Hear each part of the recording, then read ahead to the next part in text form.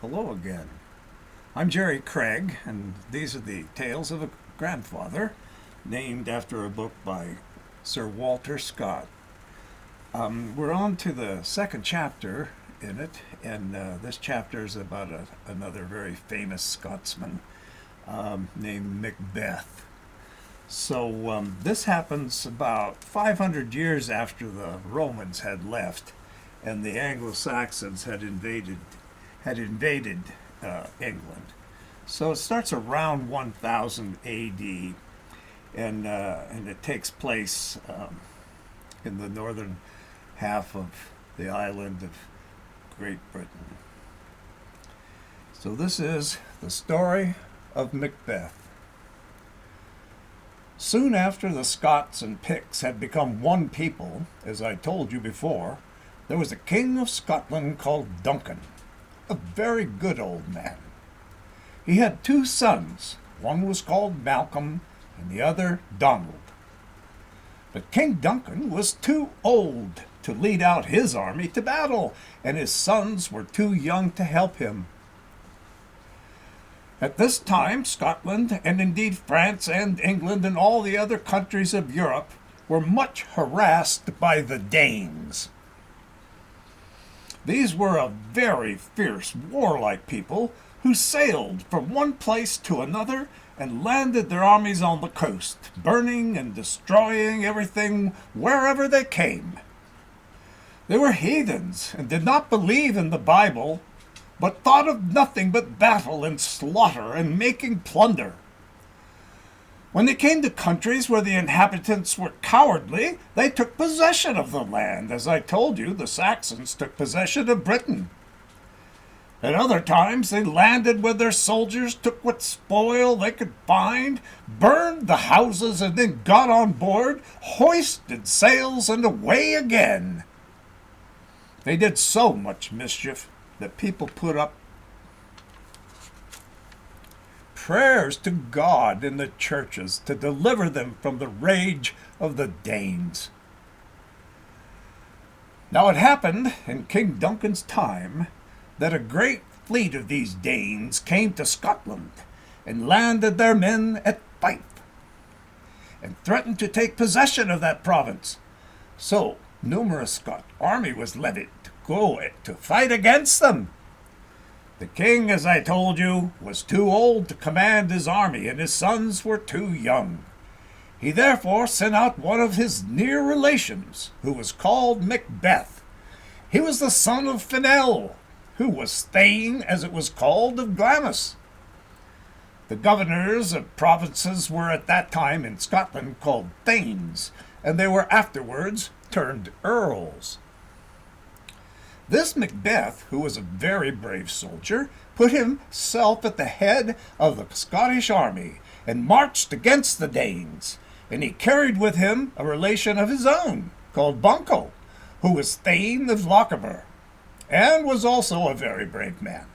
So there was a great battle fought between the Danes and the Scots, and Macbeth and Banquo, the Scottish generals, defeated the Danes and drove them back to their ships, leaving a great many of their soldiers both killed and wounded. Then Macbeth and his army marched back to a town in the north of Scotland called Forres, rejoicing on account of their victory. Now there lived at this time 3 old women in the town of Forres, whom people looked upon as witches, and supposed that they could tell what was to come to pass. Nobody would believe such folly nowadays, except low and ignorant creatures, such as those who consult gypsies in order to have their fortunes told. But in these early times the people were much more ignorant, and even great men like Macbeth believed that such persons as these witches of Forres could tell what was to come to pass afterwards, and listen to the nonsense they told them, as if the old women had really been prophetesses. The old women saw that they were respected and feared, so that they were tempted to impose upon people by pretending to tell what was to happen to them, and they got presents for doing so. So the three old women went and stood by the wayside in a great moor or heath near Forres, and waited till Macbeth came up, and then, stepping before him as he was marching at the head of his soldiers, the first woman said, "All hail, Macbeth! Hail to thee, Thane of Glamis!" The second said, "All hail, Macbeth! Hail to thee, Thane of Cawdor!" Then the third, wishing to pay him a higher compliment than the other two, said, "All hail, Macbeth! Thou shalt be King of Scotland." Macbeth was very much surprised to hear them give him those titles. While he was wondering what they could mean, Banquo stepped forward and asked them whether they had nothing to tell him about, as well as Macbeth. And they said that he should not be so great as Macbeth, but that though he himself should never be king, yet his children should succeed to the throne of Scotland and be kings for a great number of years. Before Macbeth recovered from his surprise, there came a messenger to tell him that his father was dead, so that he was to become Thane of Glamis by inheritance. And there came a second messenger from the king to thank Macbeth for the great victory over the Danes, and tell him that the Thane of Cawdor had rebelled against the king, and that the king had taken his office for him, and that he sent to make Macbeth Thane of Cawdor, as well as of Glamis. Thus the two first old women seemed to be right in giving him these two titles.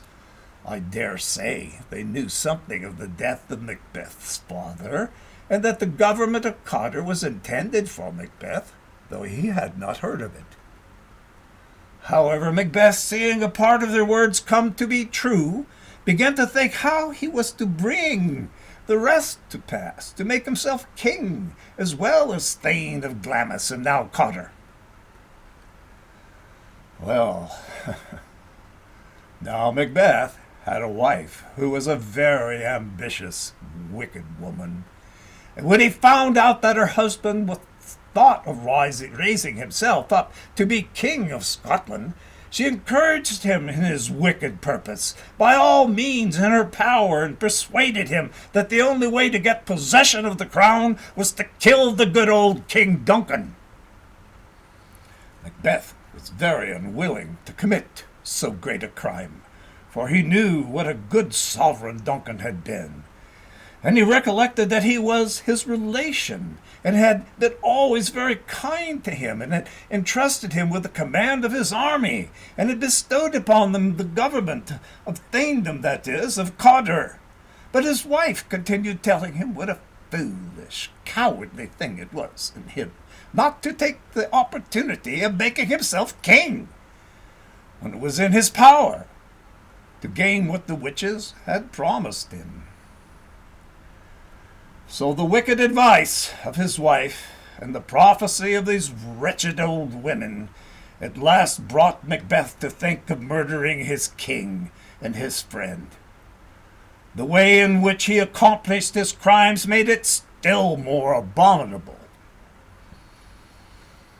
Macbeth invited Duncan to come visit him at his great castle at Inverness, and the good king, who had no suspicions of his kinsman, accepted the invitation very willingly.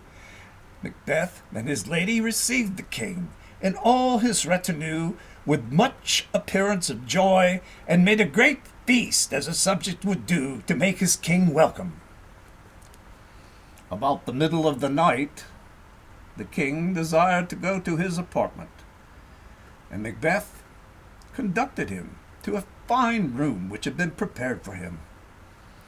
Now it was the custom in those barbarous times that wherever the king slept, two armed men slept in the same chamber, in order to defend his person in case he should be attacked by anyone during the night.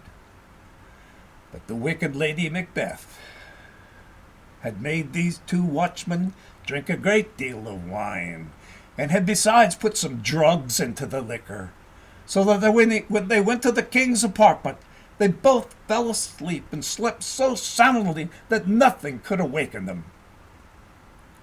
Then the cruel Macbeth came into the King Duncan's bedroom about 2 in the morning. It was a terrible stormy night, but the noise of the wind and the thunder did not awaken the king, for he was old and weary on his journey. Neither could it awaken the 2 sentinels who were stupefied with the liquor and the drugs they had swallowed. They all slept soundly.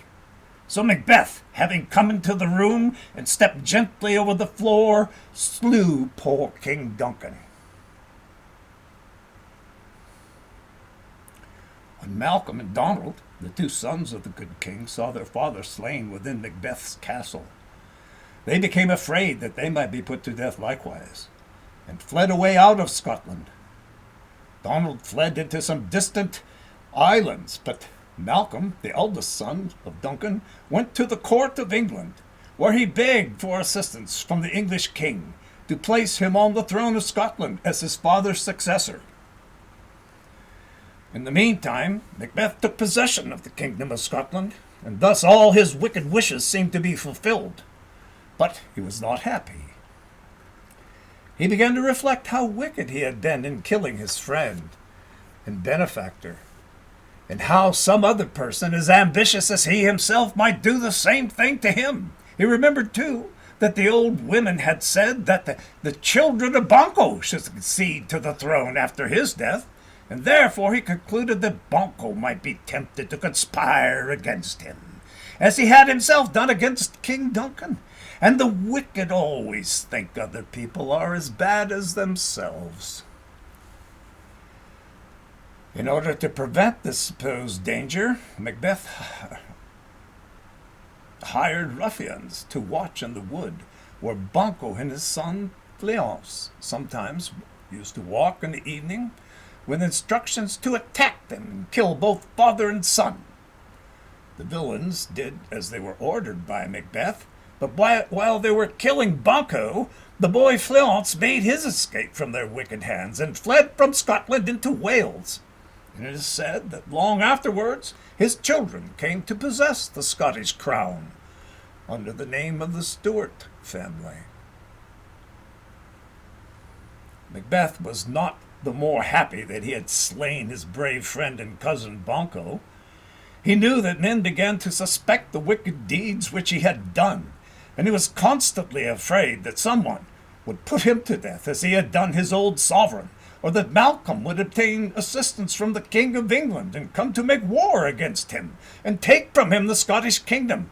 So, in this great perplexity of mind, he thought he would go to the old women, whose words had first put him into the mind the desire of becoming a king. It is to be supposed that he offered them presents, and that they were cunning enough to study how to give him some answer which would make him continue in the belief that they could prophesy what was to happen in future times. So they answered him that he should not be conquered, or lose the crown of Scotland until the great forest called Birnam Wood should come to attack a strong castle situated on a high hill called Dunsinane, in which castle Macbeth commonly resided. Now the hill of Dunsinane is upon the one side of a great valley, and the forest of Birnam is upon the other. There are 12 miles distance betwixt them, and besides that, Macbeth thought it was impossible that the trees could ever come to assault the castle. He therefore resolved to fortify the castle on the hill of Dunsinane very strongly, as being a place in which he would always be sure to be safe. For this purpose, he caused all the great nobility and thanes to send in stones and wood and other things wanted in building, and to drag them with oxen up to the top of the steep hill where he was building the castle. Now, among other nobles who were obliged to send oxen and horses and materials to this laborious work, one was called Macduff, the Thane of Fife. Macbeth was afraid of this Thane, for he was very powerful, and was accounted both brave and wise, and Macbeth thought he would most probably join with Prince Malcolm if he ever should come from England with an army. The king, therefore, had a private hatred against the Thane of Fife, which he kept concealed from all men, until he should have some opportunity of putting him to death, as he had done Duncan and Banquo. Macduff, on his part, kept upon his guard, and went to the king's court as seldom as he could, thinking himself never safe, unless while in his own castle at Kennoway, which is on the coast of Fife, near to the mouth of the Frith of Forth. It happened, however, that the king had summoned several of his nobles, and Macduff, the Thane of Fife, amongst others, to attend him at his new castle in Dunsinane, and they were all obliged to come. None dared stay behind. Now the king was to give the nobles a great entertainment. Preparations were made for it. In the meantime, Macbeth rode out with a few attendants to see the oxen drag the wood and stones up the hill for enlarging and strengthening the castle. So they saw most of the oxen trudging up the hill with great difficulty, for the ascent is very steep, and the burdens were heavy, and the weather was extremely hot. At length Macbeth saw a pair of oxen so tired that they could go no farther up the hill, but fell down under their load. Then the king was very angry and demanded to know who it was among his thanes that had sent oxen so weak and unfit for labor when they had so much work to do for them. Someone replied that the oxen belonged to Macduff, the Thane of Fife. Then the king, in great anger, since the Thane of Fife sends such worthless cattle as these to do my labor, I will put his own neck into the yoke and make him drag the burdens himself. Well, there was a friend of Macduff who heard these angry expressions by the king and hastened to communicate them to the Thane of Fife, who was walking in the hall of the king's castle while dinner was being prepared. The instant that Macduff heard what the king had said, he knew he had no time to lose in making his escape, for whenever Macbeth threatened to do mischief to anyone, he was sure to keep his word. So Macduff snatched up from the table a loaf of bread, called for his horses and his servants, and was galloping back to his own province of Fife before Macbeth and the rest of the nobility were returned to the castle. The first question which the king asked was, what had become of Macduff? And being informed that he had fled from Dunsinane, he ordered a body of his guards to attend him, and mounted on horseback himself to pursue the Thane, with the purpose of putting him to death. Macduff, in the meantime, fled as fast as horse's feet could carry him. But he was so ill provided with money for expenses that when he came to a great ferry over the river Tay, he had nothing to give the boatman who took him across except the loaf of bread which he had taken from the king's table. The place was called for a long time afterwards Ferry of the Loaf. When Macduff got into his province of Fife, which is on the other side of the Tay, he rode on faster than before towards his own castle of Kennoway, which, as I told you, stands close by the seaside. And when he reached it, the king and his guards were not far behind him. Macduff ordered his wife to shut the gates of the castle, draw up the drawbridge, and on no account permit the king or any of his soldiers to enter.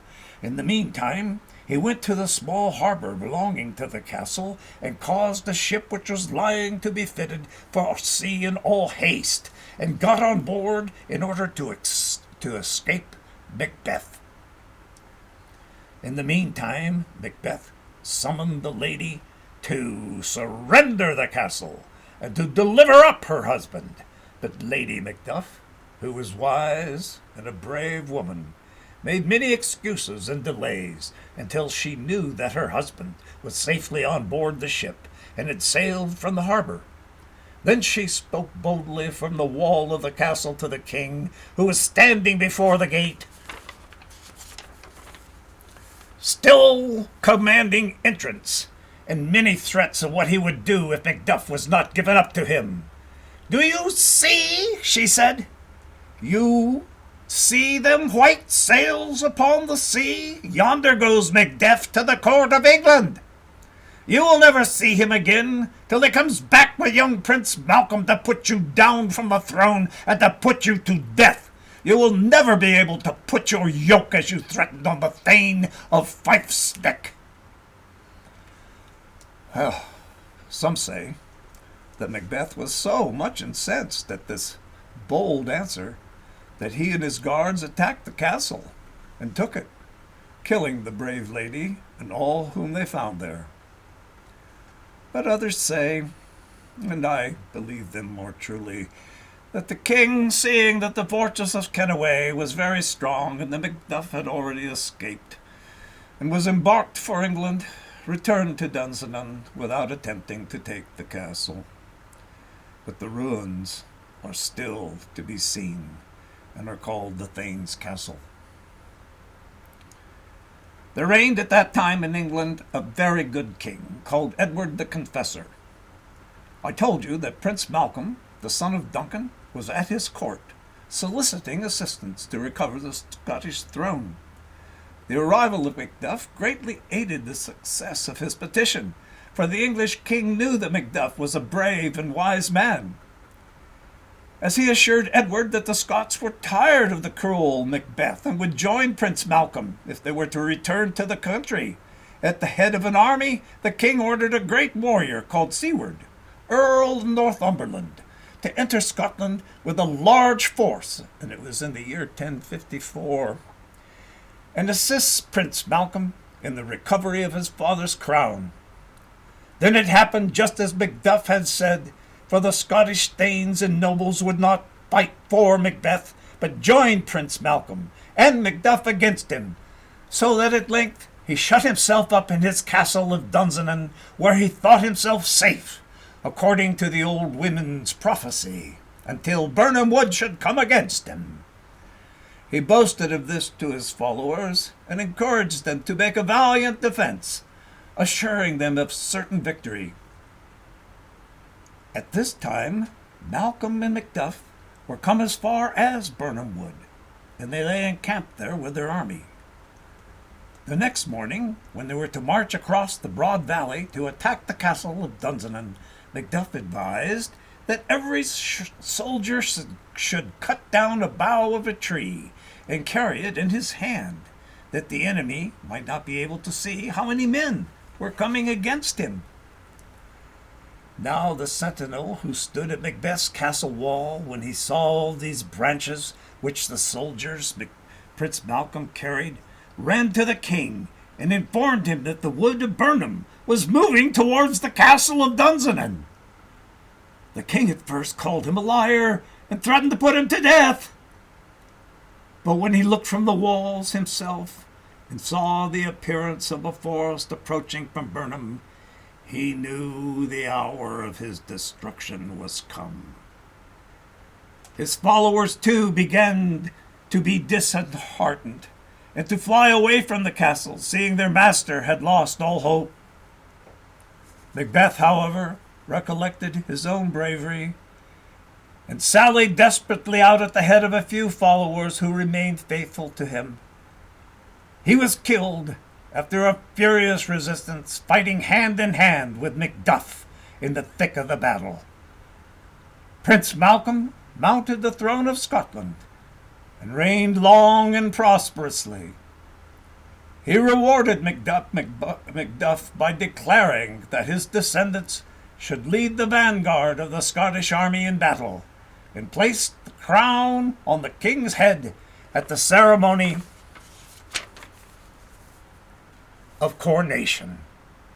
King Malcolm also created the Thanes.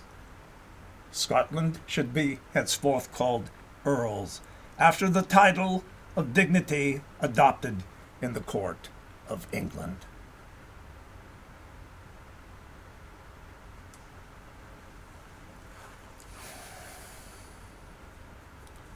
Quite a story.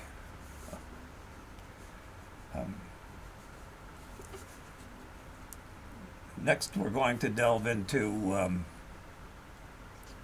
a couple of people you may have already heard of, Robert the Bruce and Sir Wallace, that you may know already as Braveheart.